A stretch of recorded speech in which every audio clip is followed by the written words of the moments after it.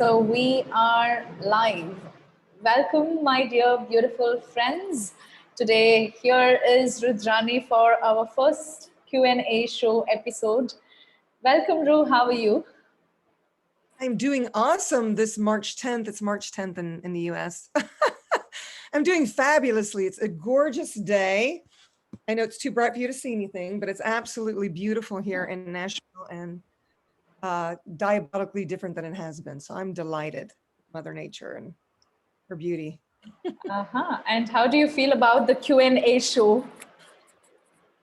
Well, this is going to be very interesting indeed. I love to see the fixed points of view people have about relationships. And so, believe it or not, I'm actually very excited to see what shows up because it's entertaining for me to see what Yes. people want to know about. So, Yes. get this party started. Yes, and my dear viewers here, if you are, this is the first time we are creating this, so just a short intro. So we have this beautiful Facebook group called The Relationships Done Differently Challenge with RUDRANI. So we kind of put a post in there asking what questions do you have, the burning questions of your life. And some of the members have contributed with beautiful questions. So if you're watching this on YouTube, you can get on to the Facebook group that we have and you can put in your questions as well. So we can get them answered. So I'm moving on to the first question to you, Ru. The first question from Samo in the group is, what is love? What's love got to do with it, Samo? What's love but a secondhand emotion? Yeah, so love is an emotion. And let me just start with that for a moment.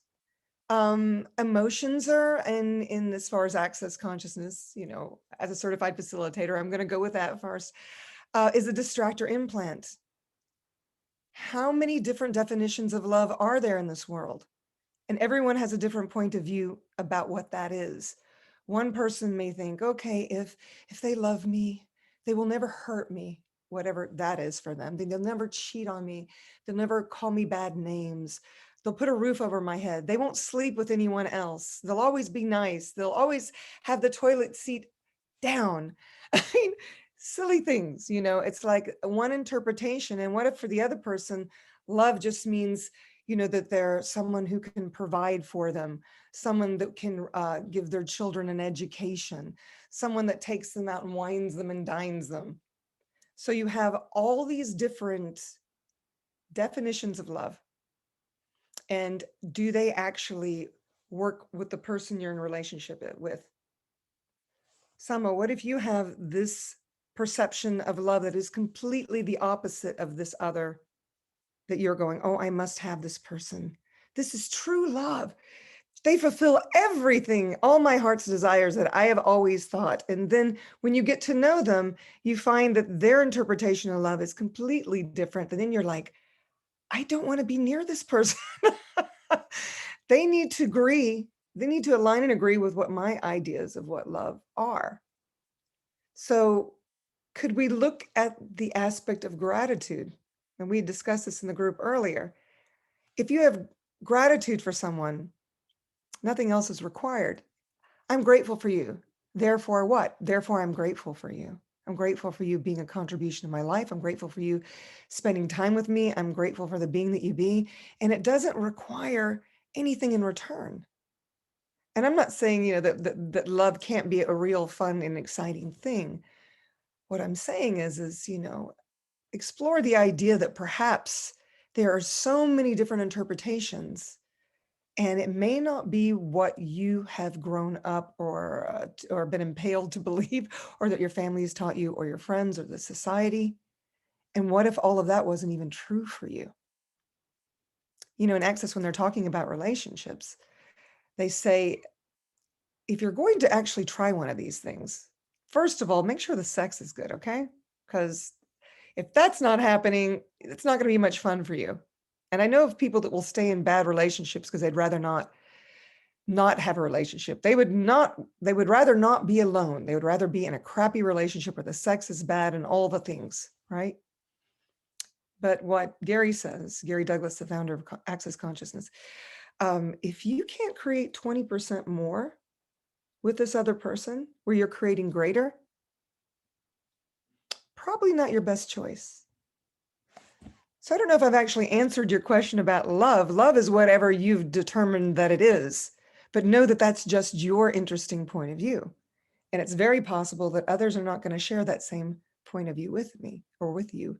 I mean, I love a romantic movie. You know, my mother is addicted to the Hallmark Channel, which I don't know if you're familiar with it, but it's a show where there's always these two that meet and maybe they shouldn't be together, but there's a spark and then they get together and then something happens where they go, oh no, we shouldn't be, this isn't going to work. And then they save the town and they get back together. I mean, it seems to be, that's my interesting point of view about that.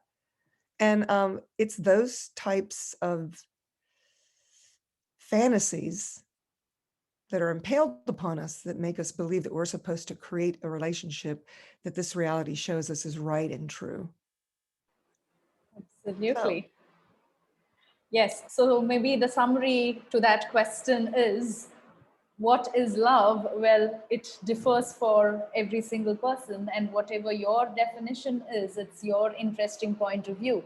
So if I am coming into a love relationship with someone, it's better for me to ask that person what love means to them and make sure that we are in alignment. So maybe then things would work out. Would that be?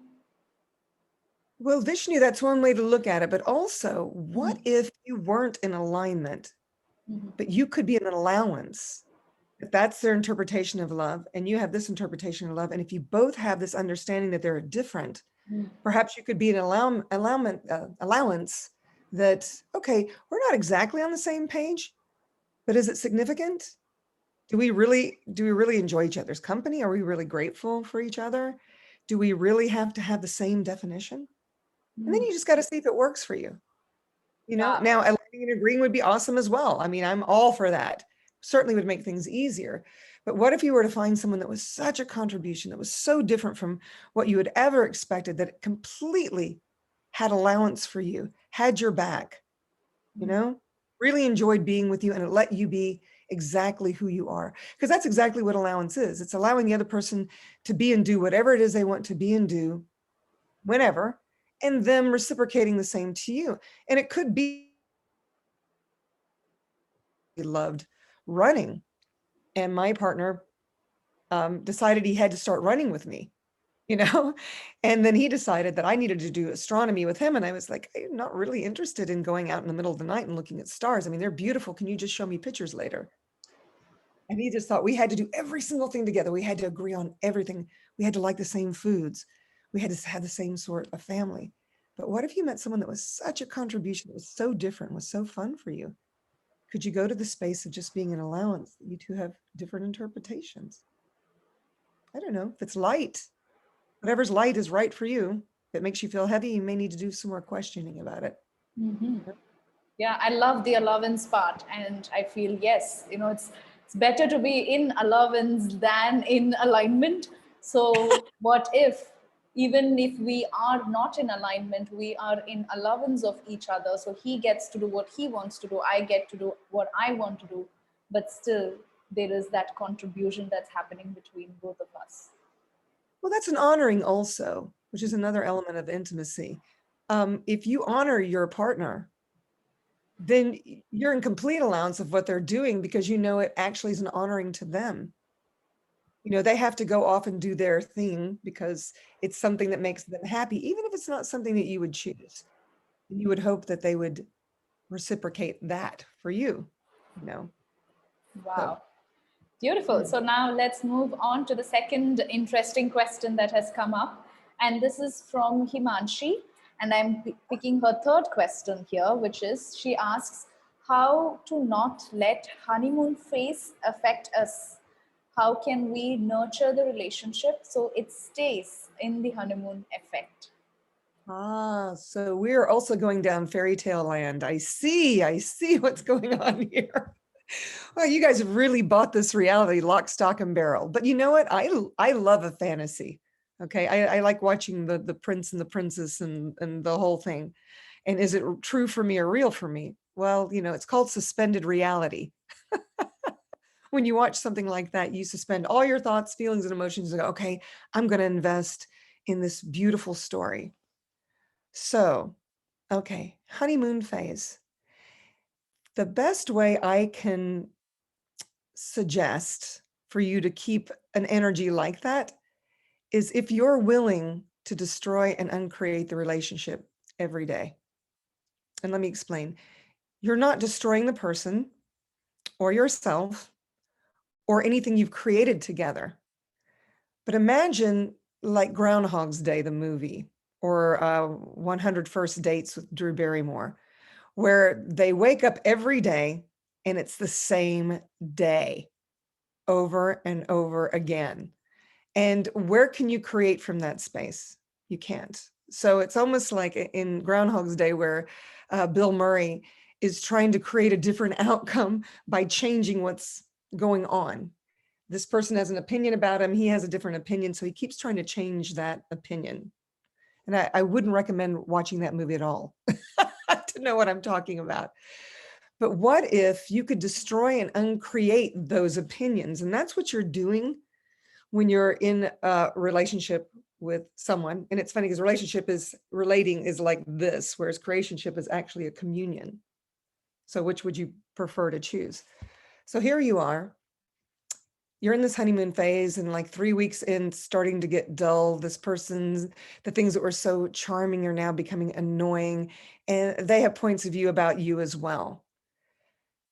This seems like a really, really simple tool, but I've got to tell you, it really works for me. I moved my mother in and I destroy and uncreate my relationship with her every night before I go to bed and every morning. And it's like she's a different person. Starting over, fresh and anew.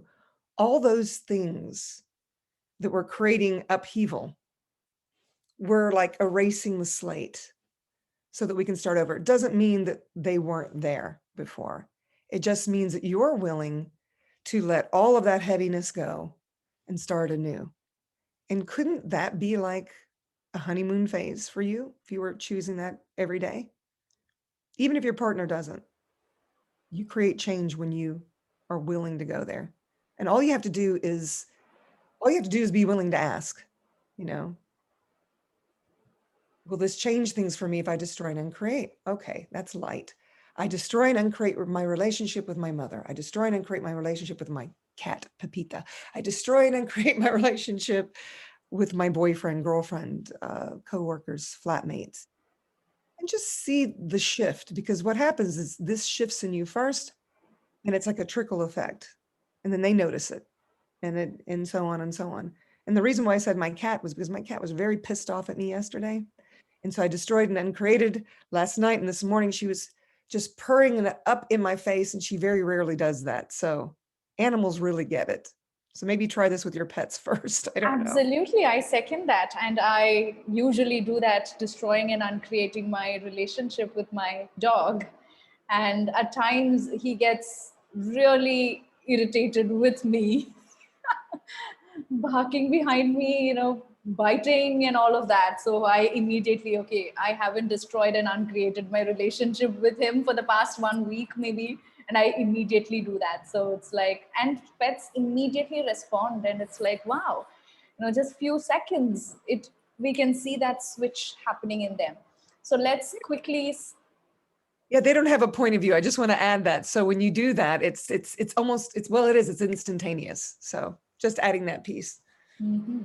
And yes, so quickly summarizing the answer to the honeymoon phase question here: keep destroying and uncreating your relationship with that person every single day, morning when you wake up. So it's new for you. And again, one other point here is when you destroy and uncreate your relationship with that person, it's not that you're destroying the relationship. Instead, you are destroying all the limitations in the relationship, all the points of view that you have, all the points that other person is ready to let go. All of that happens. And you can do it yourself. You don't even have, the other person may not even have to do it. So you can do it, and then it changes your world. Would that be a summary? Yes, I am so grateful for your summaries when we do these questions. Because I've Yes. been living these tools for so long now that sometimes I feel like they may need to be, discerned and broken down so that everyone can understand where I'm coming from. So thank you so Yes. much for me. Yes, I usually feel like I'm talking to the beginners who might not even know access tools. So I kind of word it in a way for the beginners to easily understand that. Let's Perfect. move on to that next question that we have. And this comes from Jay, and it's an interesting kind of a question pattern that a lot of us have. So she asks, how do I get past the old pattern of relationship anxiety and fear of rejection? So, the ones that I desired, even when it was reciprocated, were the ones who left and they weren't available somehow. So, basically, I desired someone and that person left me. And therefore, I feel that relationship anxiety, fear of rejection that is stopping me from approaching another person. So, how do we handle that? Okay, so in the beginning, what I heard, and correct me if I'm wrong, Vishnu, was that this is a pattern. Okay. Yes, the old First, pattern. Yes. an old pattern. And we don't even know, because I'm not talking to her directly, if this is even hers to begin with. Because sometimes old patterns are simply where you've aligned and agreed with a parent because your parents had this pattern, or your friends have this pattern, or all the soap operas that you watch have this pattern. And so you must follow this pattern. So that's one thing that I want to point out. But I've also noticed, and I'm going to speak from my own personal experience, I would always allow them to choose me, and then I would try to fit into their world. And once I became what they wanted me to be, I wasn't a challenge anymore, and they would go away. And so I thought, why do I keep creating this where, I get into these relationships that I'm not even choosing and they leave me? I mean, check this out. Are they crazy? Because I'm going to do everything they want me to do to make them really like me. Now, I'm not saying that that's what you're doing, Jay, but this was a pattern for me. And it took quite a while before I realized that people that were choosing me didn't want to be in relationships, and neither did I, which is reason why the energy was so congruent. Anytime a relationship became serious for me, I was like, oh my gosh, do I need to do something to where they will leave me? Or hopefully they'll just leave me and then I'm off the hook and I don't have to look like the bad guy. That whole thing. I didn't have the tool about destroying and uncreating. And I also didn't have the tool about, hey, is this person going to work for me? So, this is kind of like Access 101. And I know I'm probably stepping out of the box for those of you that don't know what Access Consciousness is. But there are 4 questions now that I ask anytime that there's a possibility of relationship or just playing with somebody. Will this person be easy, light, or heavy? If it's not easy for me, you better believe I'm not going to go there. Why would I? So will it be easy? Hey, will it be fun? No brainer. If it's not fun, please go the other way. This isn't going to work for you. I don't care how cute they are. I don't care how into you they are. It might even be karmic past life. If you find somebody across the room you're really attracted to, you might want to run the other way. So will it be easy? Will it be fun? Will I learn something? And learning something I found, because I was doing some dating, was sometimes I would meet somebody that was just very interesting and they would share something with me that I could therefore look into. And I'm actually still friends with a couple of people that were, from online dating, that we're not in relationship, but we're kind of intellectually matched, or we have some of the same friends. So will I learn something? And will I be happier afterwards? Is this going to actually create joy for my life and living? And will it for them? And then I always add one, Jay, I love this one. Will they make me money? Now, I know that sounds weird. I'm not saying that, you're going to be a hooker and they're going to pay for you, although that's okay if that's what you choose. What I'm saying is, money is a contribution. So when you ask the question, since money is that energy, will they make me money? It's like, will they contribute to do? Will they be kind? Will they be nurturing? So those are the questions I ask. And if any of them are heavy, I'm not going to go any further, you know? And then you've got to ask yourself, do you truly want relationship? This reality has a very set point of view. You know, it's altered, but it's got a point of view about it. You know, you should meet someone, and now it's not necessarily that you need to be married, but you've got to be in a relationship and live together and have children, maybe, if that's what you choose. Da da da da. I mean, it's lightened up quite a bit from the 50s, 60s, and 70s. You know, where you had to have the picket fence, and you had to be married, and you had to have the 2.5 kids, which doesn't even make sense. And but now it's still, there's something wrong with you if you're not in relationship. What is wrong with you? And what if you don't truly desire it? Simone Milasas, who created Relationship Done Different, which is the reason why we put together this Facebook group, she didn't want relationship. And she would hear her mother talking in the other room going, one day when she finds the one, she'll be happy and she won't be so crazy and traveling all over the world. She overheard her say this and she's like, my gosh, I would rather stick needles in my eye. I like traveling the planet. I like being on my own. And, and I like having a boyfriend here or there, which, I realize that in some cultures that's not acceptable. But, she was choosing for her. She was choosing what was right for her. So, Jay, I would invite you to consider, hey, do I really want to be in relationship? And if I do, what would that look like? And if it's something where you truly, and ask the hard questions, if it's something you truly want to create, ask those questions I gave you. Will this be easy? Will it be fun? Will I learn something? Will I be happier afterward? Will it make me money? Will it make me money? Will they be kind? Will they be contributive? And can I actually reciprocate the same to them? Can I be that space for them? And I imagine things would shift greatly, but first you got to ask the hard question, do I even want this? Because a lot of times what we're creating, everything we create in our lives, we are co-creating if there's another person involved. So you got to ask those hard questions. Do I even really want this? Why do I keep recreating it? What am I getting out of this? What do I love about people who leave me? What do I hate about people who leave me? And is there anything that you would like to talk about the anxiety? And her question also asks about the fear of rejection. So the Yes. past relationship anxiety and fear of rejection. Well, now those would be cellular memory points. Now I'm going to go into body processes. So what you could do, because I know that you're personally part of Access, or you've been involved in Access consciousness, cellular memory point of creation turn can actually unwind the cells. Also get your bars run, and the PTSD shock trauma systems process is called trifold sequencing systems. So I would recommend getting your bars run and have trifold sequencing systems run through all the bars points. And this helps with the anxiety and the shock trauma that has been stuck in the cellular memory. In addition to the cellular memory, we call it cellular memory POC turn, POC, point of creation turn it around. So cellular memory POC turn. So those processes could specifically start unwinding the anxiety and the fear and all of this, because if you're caught up in the anxiety and the fear, it may be difficult for you to ask these questions. And as I was saying before you even start talking to this person, destroy and uncreate your relationship, who knows how many lifetimes you've had with this person. And this gives you an opportunity to really start anew. So those would be my recommendations. And I can see that you really want to do the work, because this is a lot of homework for you, my dear.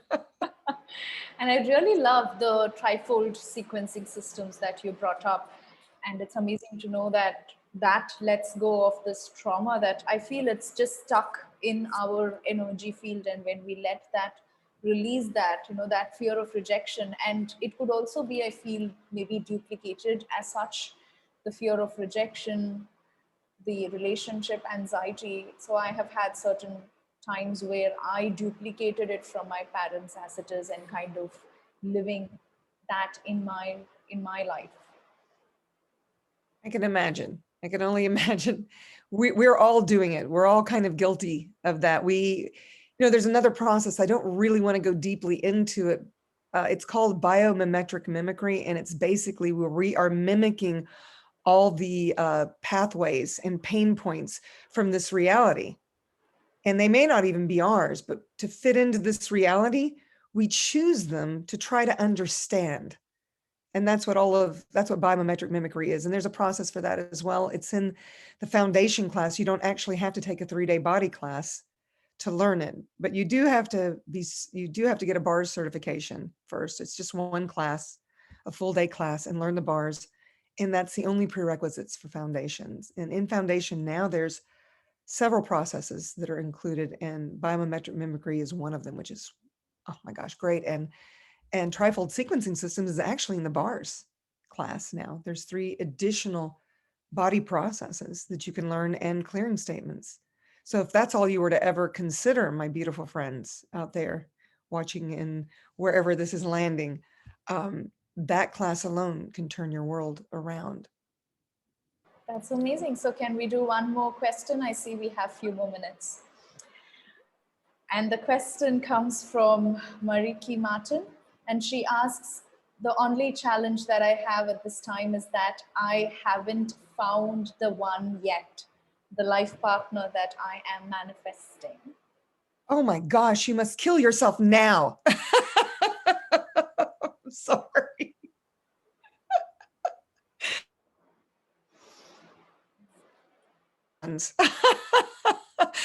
And you're looking for this one, so you don't see any of the other possibilities.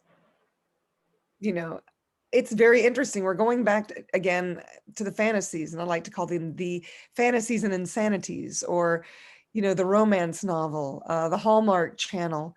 There's just one person out there. There's no one else in the sea of people that I possibly could match with. There's only one. Where is he? When I find him, I'm going to kill him. So sorry. I'm being a little dramatic. And it's not that that I'm making fun of you, but you'd be, and I said, but, so I guess I'm making a little fun of you. Yeah. So I'm making a little bit of fun of you, but hopefully not at your expense, really and truly. This is a notion or a point of view that has for centuries been the theme. Even, back in the olden days when families were dukes and duchesses were trying to make sure they had the perfect match so that the family could thrive and go beyond. And they had to birth heirs and all of this.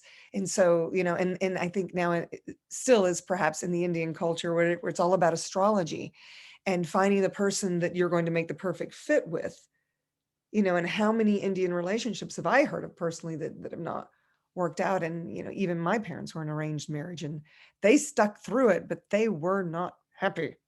That's all I'm going to say about that. I'm not going to out them any further than that. What if the one was you? What if you needed to show up for you first? What would that look like? Because you're looking for someone else to complete you. What if that was not required?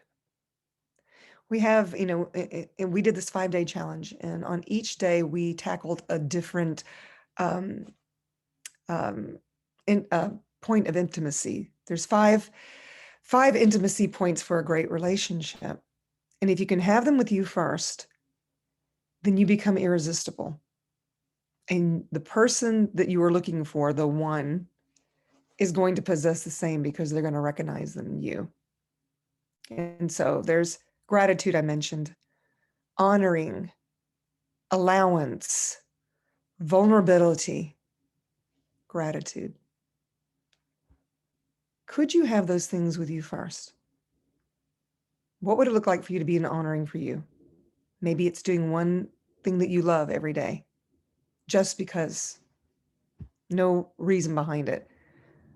What if you could be grateful for you, knowing that you always have your back? What if you could be an allowance of you for not having a partner or not being cranky pants? What if you could have the total vulnerability with you that, oh my gosh, okay, I have been creating this over and over again, because your life is showing up exactly the way you've been creating it. And you can ask the question, what can I choose differently today that could change all of this right away? It's a matter of choosing you first. What could that create and generate for your life? And if you can make you the priority instead of finding the one or making everyone else happy because you finally found the one, because this reality thinks there's something really wrong with you. And you could be in the space of the rock and the stream where they're impaling you with all their thoughts, feelings, and emotions of, hey, why aren't you getting with the program? And you can just let it drift by and go, oh, interesting point of view. They have that point of view. I'm choosing something different. I'm going to choose me, and I'm going to choose for me. And what could that create and generate? And I can perceive, you might be a little pissed at me because I didn't really answer your question maybe the way you wanted me to. But the truth is, if you find one and you don't have those 5 elements of intimacy with yourself, I can perceive that you're not going to really have the outcome you're truly desiring. So by all means, don't choose the 5 elements of intimacy with yourself.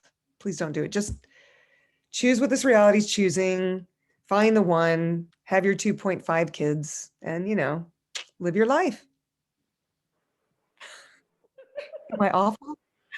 Yes, a little bit. So, All right, so I'm gonna do my summary of that question so that the viewers are happy here. So the question was, how do I find the one? And I'm trying to find, but I'm not able to.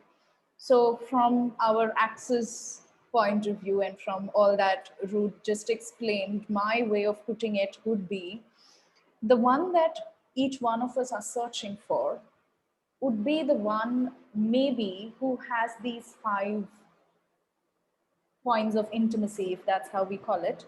So can we go over that 5 points quickly, Ru? So you said gratitude, allowance, vulnerability, honor. What was the 5th one? oh, goodness gracious. Gratitude. I said them all, didn't I? Did I not say them all? Hold on one second, because I know I have. I have a group. All right. Anyways, until she comes. I'm going to actually do this.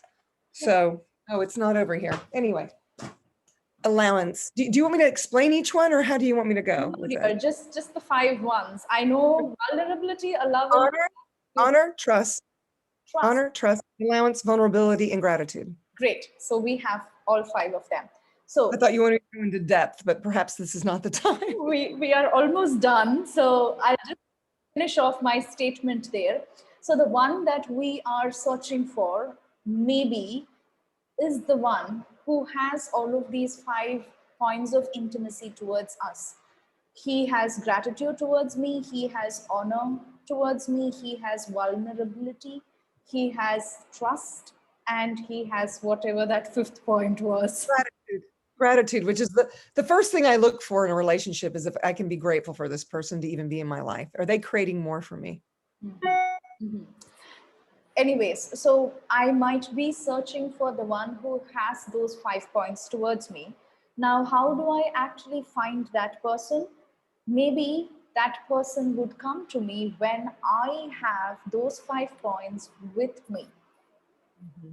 So that could be one of the answers that we can provide here for the question of how do I find one. So I hope that kind of find you first, honey. Find you first.